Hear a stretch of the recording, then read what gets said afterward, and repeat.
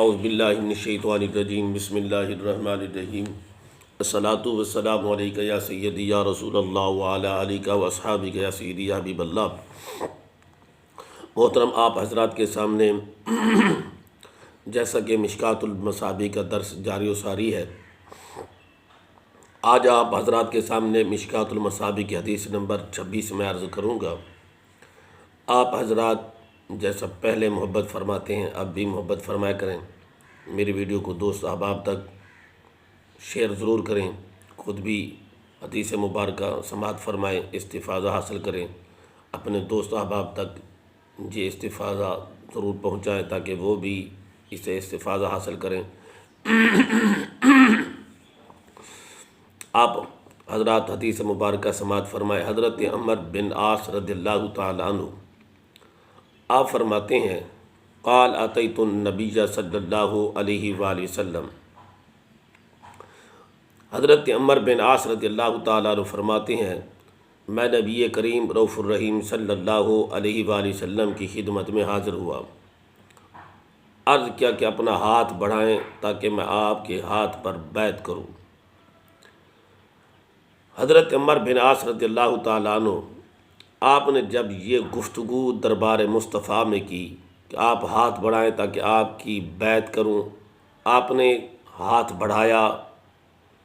جب رسول پاک صلی اللہ علیہ وآلہ وسلم نے ہاتھ بڑھایا تو حضرت عمر بن عاص رضی اللہ تعالیٰ عنہ آپ فرماتے ہیں، میں نے اپنا ہاتھ سمیٹ لیا، میں نے اپنا ہاتھ پیچھے کر لیا۔ حضرت عمر رضی اللہ تعالیٰ عنہ آپ فرماتے ہیں، جب میں نے یہ کیا تو آقا نے ارشاد فرمایا، عمر یہ کیا ہے؟ میں نے عرض کیا، اردت ان اشترطا، میں کوئی شرط لگانا چاہتا ہوں۔ تو فرمایا، کیا شرط ہے؟ تو حضرت عمر بن عاص رضی اللہ تعالیٰ عنہ آپ فرماتے ہیں، میں نے عرض کیا، ان یغفر لی، کہ یا رسول اللہ صلی اللہ علیہ وسلم میں عرض یہ کرنا چاہتا ہوں، کیا میری بخشش ہو جائے گی؟ آقا نے ارشاد فرمایا، اے عمر کیا تمہیں خبر نہیں، کیا تمہیں اس چیز کا علم نہیں، وَأَنَّ الْإِسْلَامِ کہ اسلام پچھلے گناہ ڈھا دیتا ہے، پچھلے پچھلے گناہ جو ہے نا وہ مٹا دیتا ہے، ڈھا دیتا ہے۔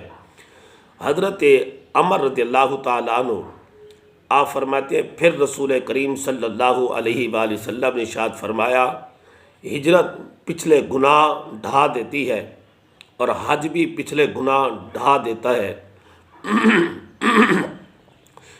اور حضرت عمر بن عاص رضی اللہ تعالیٰ عنہ اس بنا پر رسول کریم صلی اللہ علیہ وآلہ وسلم کے ہاتھ پر بیعت کی۔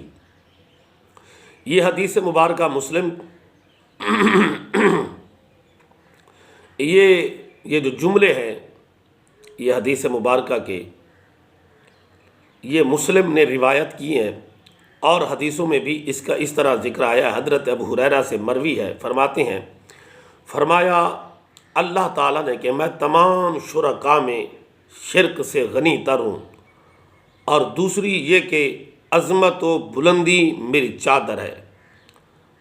صاحب مشکوٰۃ نے یہ کہا ہے کہ ہم نے انہیں ریا اور کبر کے بابوں میں بھی ذکر کریں گے انشاءاللہ العظیم، آگے ذکر ہوں گی یہ دوبارہ بھی حدیثیں۔ یہاں حضرت عمر بن عاص رضی اللہ تعالیٰ عنہ جو کہ رسول کریم صلی اللہ علیہ وآلہ وسلم کے ہاتھ پر بیعت کر رہے تھے اور یہ شرط لگا رہے تھے کہ کیا جب میں کلمہ پڑھ لوں گا، بیعت کر لوں گا، اسلام پر جب میری بیعت ہو جائے گی، کیونکہ بیعت کی مختلف قسمیں ہوتی ہیں، یہ بیعت اسلام ہے۔ صحابہ کرام اسلام لاتے وقت حضور سے بیعت بھی کیا کرتے تھے، یعنی استقامت کا وعدہ، بیعت توبہ، بیعت تقوی، بیعت جہاد، بیعت شہادت، کسی خاص مسئلے پر بیعت اس کے علاوہ ہے۔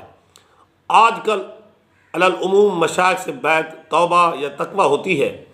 بیعت کے وقت شیخ کے ہاتھ میں ہاتھ دینا یہ سنت ہے، جیسا کہ اس حدیث سے معلوم ہوا۔ اور آگے میں یہ بات بتاتا چلوں کہ حضرت عمر بن عاص نے جب ہاتھ بڑھایا پھر پیچھے کر لیا، یہ بے ادبی کے لیے نہیں بلکہ بندہ مختار مانتے تھے، کیونکہ سرکار کو مختار مانتے تھے نا، سرکار ہی جو کچھ کریں گے وہی اللہ کرے گا۔ دیکھو بخشنا کام اللہ کا ہے، اور شرط لگا رہے ہیں کہ رسول اللہ صلی اللہ علیہ وسلم سے کہ ہم بھی کہہ سکتے ہیں کہ ہم کو جنت عطا فرمائے۔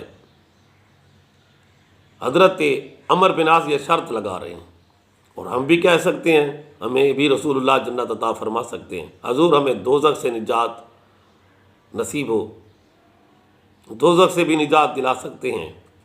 معلوم ہوا ایمان اور نیک اعمال معافی گناہ کا ذریعہ۔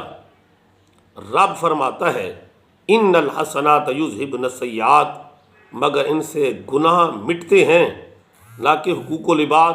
بات یہ ہے حقوق العباد جو ہوں گے وہ وہیں پر رہیں گے، جب تک حقوق العباد جو ہے نا ادا نہیں کرو گے وہ آپ کے سر رہیں گے۔ یہ جو ہے